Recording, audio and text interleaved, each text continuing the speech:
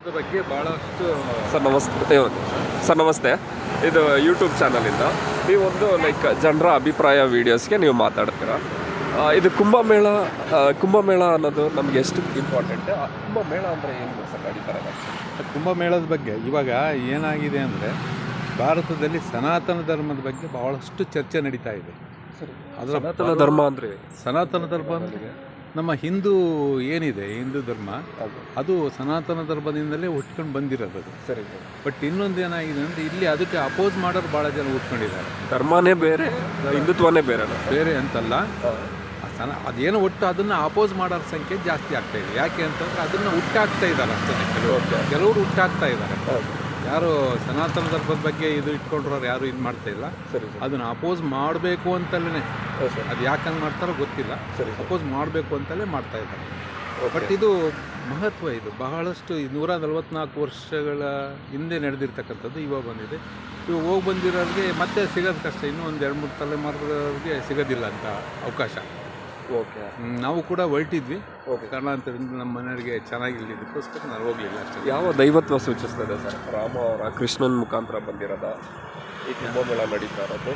ಕುಂಭಮೇಳ ಅದ್ರ ಬಗ್ಗೆ ನಾನು ಇನ್ನೂ ಅಷ್ಟೊಂದು ಇದಿಲ್ಲ. ಒಟ್ಟು ಸನಾತನ ಧರ್ಮದ ಬಗ್ಗೆ ಮಾತ್ರ ನನಗೆ ಭಾಳ ಚೆನ್ನಾಗಿ ಇದಾಗಿದೆ. ಇವಾಗ ಚರ್ಚೆ ನಡೀತಾ ಇರೋದ್ರಿಂದ ಅದ್ರ ಬಗ್ಗೆ ನಾನು ಹೇಳಬಲ್ಲೆ ಅಷ್ಟೇ.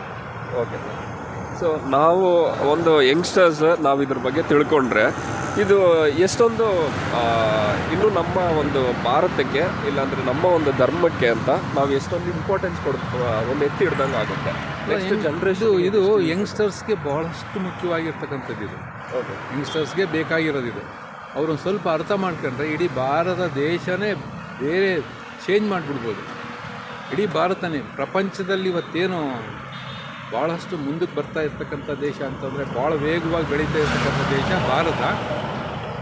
ಇನ್ನೂ ಯಂಗ್ಸ್ಟರ್ಸ್ ಏನಾದ್ರು ಇದು ಮಾಡಿದರೆ ಬೇಗನೆ ಡೆವಲಪ್ಡ್ ಕಂಟ್ರಿ ಆಗಿ ಎಲ್ಲದಕ್ಕಿಂತ ಮುಂದುವರೆದಿರ್ತಕ್ಕಂಥ ರಾಷ್ಟ್ರ ಆಗಿ ಇದು ಹೊರ ಹೋಗ್ಬಿಟ್ಟಿದೆ ಭಾರತ. ಅದಕ್ಕೆ ಯಂಗ್ಸ್ಟರ್ಸ್ ಮನಸ್ಸು ಮಾಡಬೇಕು. ಇದು ಒಂದು ನ್ಯೂಸಲ್ಲಿ ಬರೋ ತನಕ ನನಗೆ ಇದ್ರ ಬಗ್ಗೆ ಗೊತ್ತಿರಲಿಲ್ಲ. ಸೊ ಇದು ಕುಂಭಮೇಳ ಯಾವಾಗ ಜನ ಇದಕ್ಕೆ ಅಂತ ಒಗ್ಗೂಟ ಆದಾಗ ಅದ್ರದ್ದು ಇಂಪಾರ್ಟೆನ್ಸ್ ಆಟೋಮೆಟಿಕ್ ನ್ಯೂಸಲ್ಲೆಲ್ಲ ಬಂತು. ಇಷ್ಟು ದಿನ ಹಿಂದೆ ಒಂದು ಇದ್ರ ಬಗ್ಗೆ ಒಂದು ಸಾಮಾನ್ಯವಾಗಿ ನಾವು ತಿಳ್ಕೊಬೇಕಾಗಿರೋದು ಅದ್ರ ಬಗ್ಗೆನೇ ಒಂದೇನೋ ಒಂದು ದೊಡ್ಡದಾಗಿ ನಡೆಯೋ ತನಕ ಕಾಯಬೇಕಾ? ಇದು ಏನಾಗಿದೆ ಅಂದರೆ, ಇದು 144 ವರ್ಷಗಳಿಗೆ ಒಮ್ಮೆ ಬರೋದ್ರಿಂದ ಇದು ಹಿಂದ್ಗಡೆ ಗೊತ್ತಿಲ್ಲ, ಯಾರು ಎರಡು ತಲೆಮಾರಿನವರಿಗೂ ಗೊತ್ತಿಲ್ಲ. ಅದು ಈಗ ಇದಕ್ಕಿದ್ದಂಗೆ ಆಫ್ಟರ್ 144 ಇಯರ್ಸ್ ಇದು ಬಂದಿದೆ. ಇಲ್ಲಿಂದ ಮುಂಚೆ ಇಲ್ಲಿ ಮುಗೀತೈತೆ. ಇದು ನಿಂತು ಅವಾಗವಾಗ ಅಲ್ಲಿದಲ್ಲಿ ನಡೀತಾ ಇದ್ದಾವೆ ಕುಂಭಮೇಳಗಳು. ಯಾವುದು ನಿಂತಿಲ್ಲ, ಬೇರೆ ಕಡೆ ಎಲ್ಲ ನಡೀತಾ ಇದ್ದಾವೆ.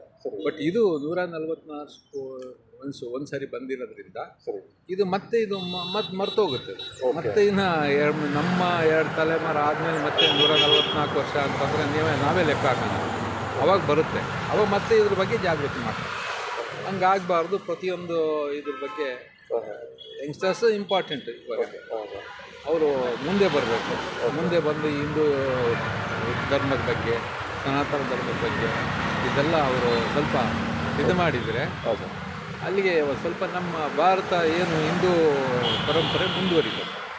Okay, exactly.